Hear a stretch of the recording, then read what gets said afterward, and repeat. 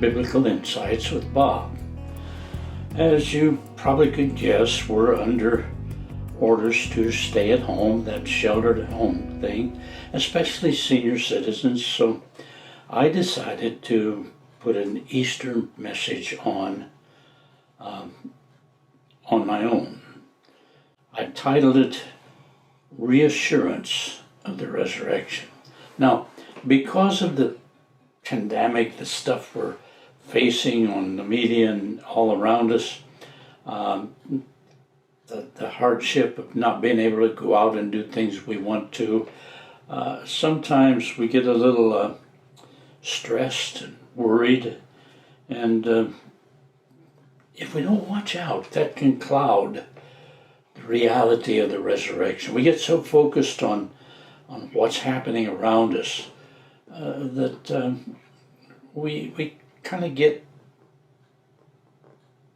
worried and kind of block the reality and the joy and the peace that comes through acknowledging and celebrating the resurrection. I have to admit, I've never had an Easter time when we stayed at home. It's always been a time of celebration and special services. This year, it's not quite going to be the same. So I want to go back to the original story of Easter from the New Testament. And I want to talk with us about some insights on how this can be reassuring, even in these times of stress. Now, think about it with me. In that original time, the disciples on Easter morning had just been through a terrible week, a week of stress. First of all, it was the Palm Sunday, which was a joyful time, of course, but naturally it was stressful. And then on the next day, there was the cleansing of the temple and the condemnation Jesus received from the religious people. There was the Passover supper, which was a time of intimacy and fellowship, and yet Jesus told them that he would be taken from them. And we read that story. And then there was that experience in the garden where he was praying and prayed, Father, if it be possible, let this cup pass from me. And the disciples, especially the three who were close to him, went to sleep. They were tired. Again, and probably an indication of the stressful week they were in the midst of. And then the betrayal by Judas Iscariot. And the hauling him away, and the disciples all fled. And then the trial, the fear, the denial, culminating in the crucifixion, where they watched him, at least a couple of them, watched him suffer and die on the cross. Now it's Sunday, Easter morning. Time to get closure on this terrible week they'd been. Time to come and wrap the body that was so hurriedly placed in the tomb after the crucifixion. It kind of suggests that same sort of stress that we might be experiencing today. And as I look at the scripture, I wonder what his followers thought about that long day of the Sabbath when they didn't do anything and he was in the tomb. I wonder what Peter thought about. Oh, I know that he wept bitterly after his fearful denial, and I think probably that carried over with him until the time that Jesus spoke to him. So he was under this fear and doubt. I wonder what the women, the Marys, the mother of Jesus and Mary Magdalene, I wonder what they thought about that long. Even Even the centurion, who, when Jesus died on the cross, said, surely this was the Son of God. What did he think about? And then Joseph of Arimathea, who gave his tomb for Jesus to be buried in, and Nicodemus, who brought the spices. I wonder what went through their minds on this time. Surely it was part of this concern and worry.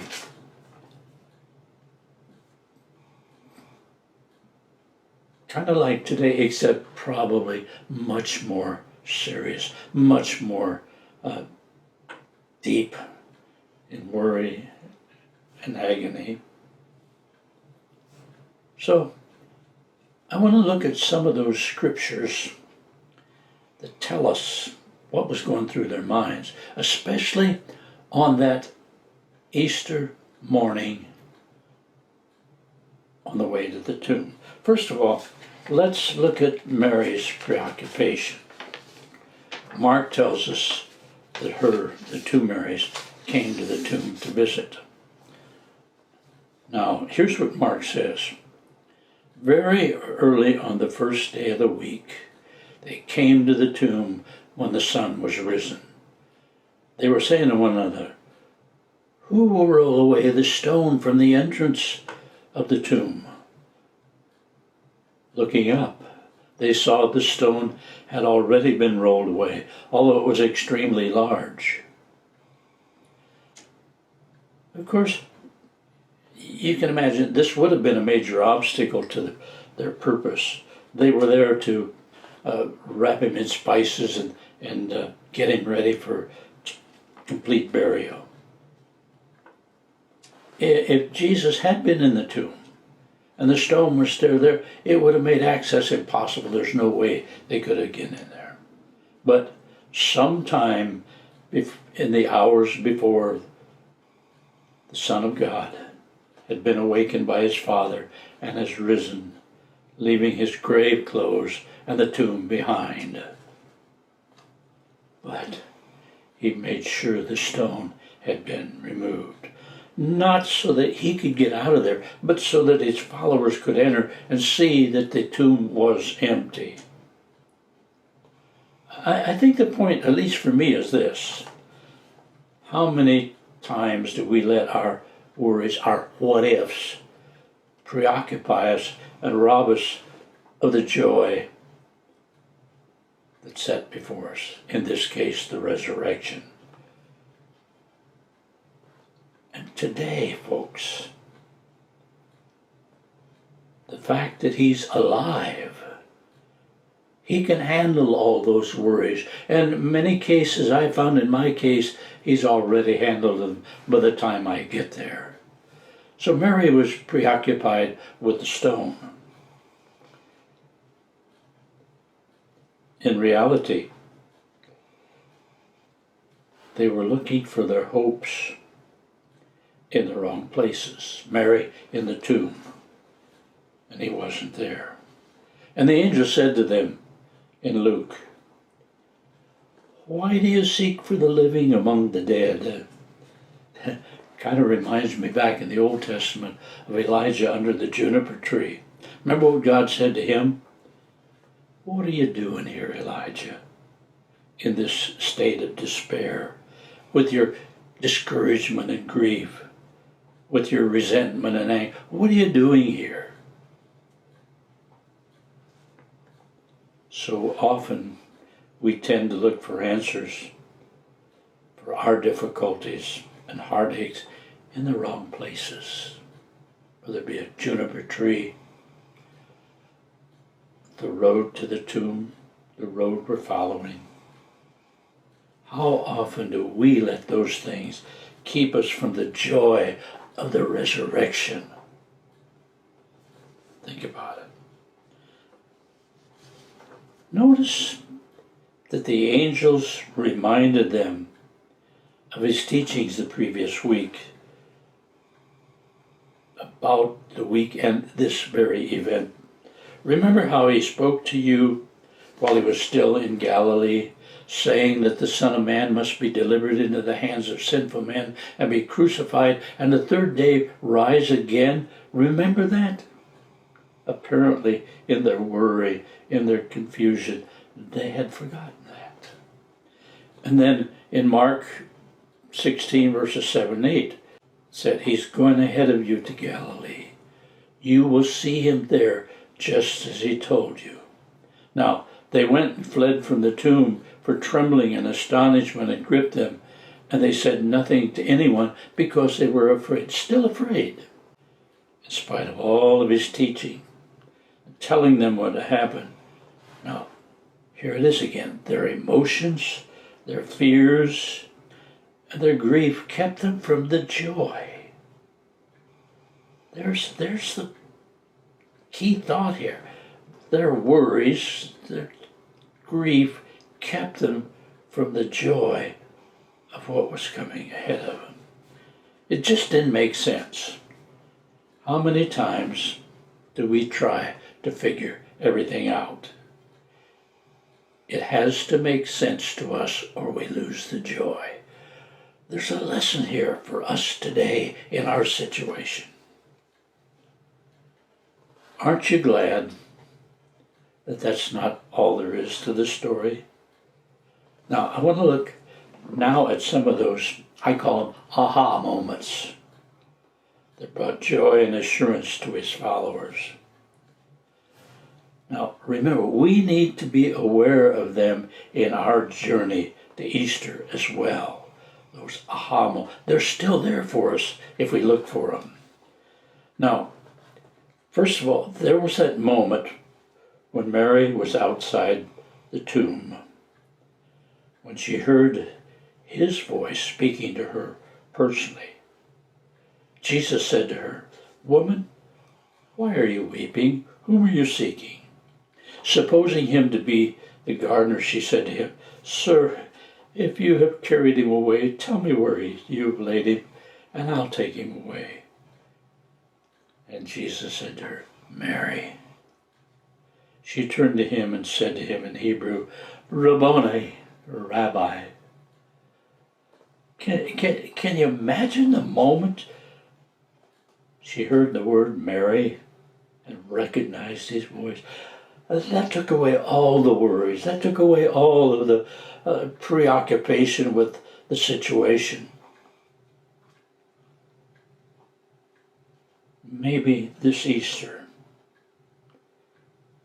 he'll bring you reassurance of the resurrection with a personal word from you. Oh, it might not be an audible word. It might come from a printed word that jumps off the page of something you're reading and suddenly you realize he's alive. Or it might come as a thought, an impression that you know that you weren't capable of thinking on your own. Now, I've had many of those in my time when something came to me and that wasn't me. That was a voice that I recognize. Or it might come through the encouragement of a friend, a message of some speaker, some preacher. But folks, even today we need to listen for his voice of reassurance.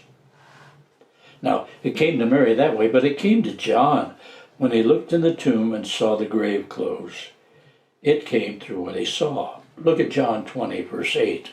So the other disciple who had first come to the tomb then also entered, and he saw and believed. You see, the evidence is still there. God is still working in your life, regardless of the circumstances you're in.